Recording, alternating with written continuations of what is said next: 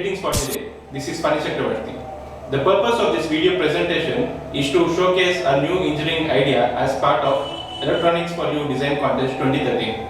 During the course of the presentation, I, along with Manipal, would present a new range project developed by a team.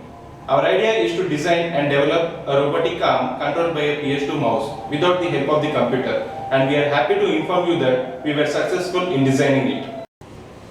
Now let's get started about how this idea has come into our thoughts. So let me provide you the basic introduction to the real-time robots in general.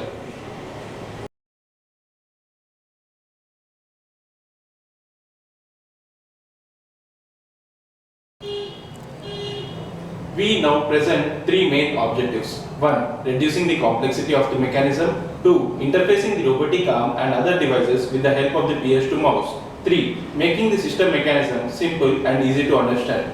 Now let's focus on the approach we have followed.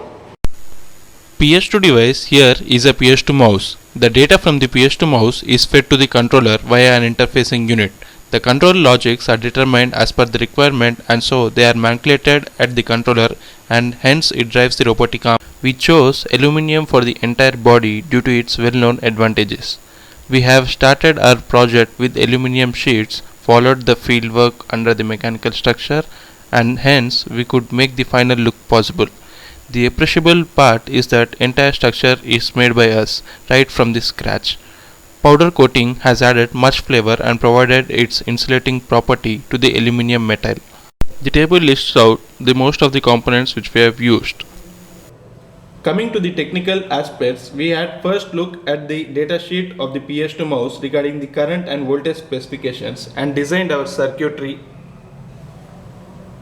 We have also found that there are few initialization commands to be needed for establishing the communication between the mouse and the host device. In general, we term a mouse as an input device, but technically speaking, it sends or receives data packets to and from the host device. The host can be a computer or a microcontroller. In this case, the host is purely a microcontroller. The status of the clock line and the timing diagram is crucial in determining the direction of the communication. The clock line can be controlled with the help of the transistor. The bus states of the mouse can be controlled by the host microcontroller with the help of the transistor in open collector configuration with C and D as control signals. The mouse data is now read by the microcontroller, and it's time to implement the control logics in order to control the robotic arm. We have used in total 5 servo motors: servo 1, servo 2, servo 3, servo 4 and servo 5, including a DC motor to build the arm structure. Hence, we need to generate 5 PWM signals using timer's concept of microcontroller and normal input-output logics to control the DC motor via L293D IC configured as an H-bridge. The microcontroller which we have used is 8MEGA16.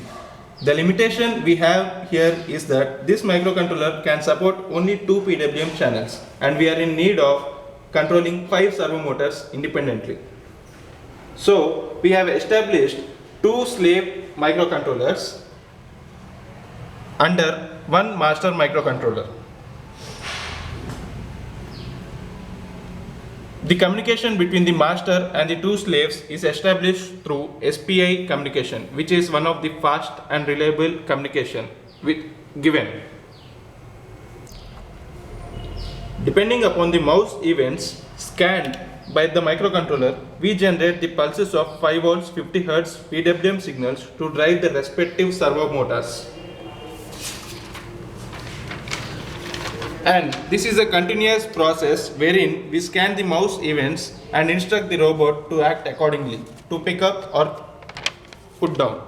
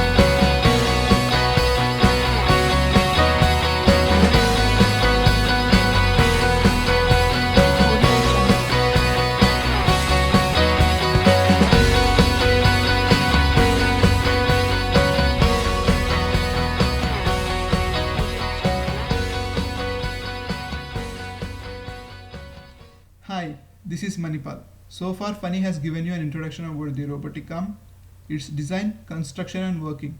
In this world of electronics, any electronics project that we do should be able to solve a real world problem. Until and unless that is met, it is not worthwhile spending our money, effort and time. Now let's see where this robotic arm can be put to use. Robotic arms are used in industries to move parts from one part of the industry to other part. They can be used to automate a process in the industry. They can be used in a car manufacturing industry to paint a car body. While there is a notion that robotic arms are usually used to handle big tasks, well, that is not true. Robotic arms can be used to handle even the minutest of the tasks. Say for example in a VLSI chip designing industry, robotic arms are used to manufacturing smallest of the chips possible so that they can be used in our mobiles and laptops. Coming to the future scope of our project, we would like to make the robotic arm as dexterous as possible. Well, what do I mean by dexterity? I mean that the robotic arm's end effector needs to be changed such that it can mimic our human hand. Over the period of evolution, our hands have evolved such that we can handle any object with great ease. If we can somehow mimic this into a robotic arm, we can make the robotic arm also handle the objects with great ease and move them. We would also like to make the robotic arm an independent mobile unit. In doing so, we can make it wireless and it can be operated in situations such as fire accidents. In conclusion, I would like to reiterate that we have developed a robotic system which can be operated using a PS2 mouse. PS2 mouse has been chosen because it is the most widely used device these days. And in doing so, we have also proven that PS2 mouse can be used for most of the applications. Finally, we would thank EFY for giving this wonderful opportunity in the design contest and also the other participants for making this contest healthy. And we wish all the other peer contestants a very good luck. Thank you.